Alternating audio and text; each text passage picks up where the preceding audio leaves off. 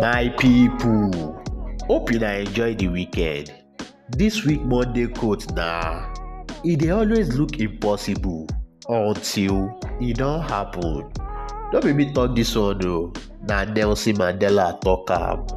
And truth no dey finish for that line. See many people dey shout say business for Naija no fit work. But my guy, make we look am well. People still dey turn impossibility to daily bread. For example, Jumia start when online buying still look like scam. Flutterwave push fintech when banks no gree change their. Even mama wey dey sell rice for corner, she don turn her small joint to brand o. So before you join people wey dey talk say e no go fit work, ask yourself, I don really try finish?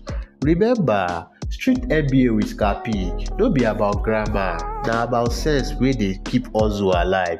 Because for Naija, impossible na just another word for oya wait make I show you. Do not forget to hit the subscription button on YouTube, share and like for more hustler wisdom. Thank you.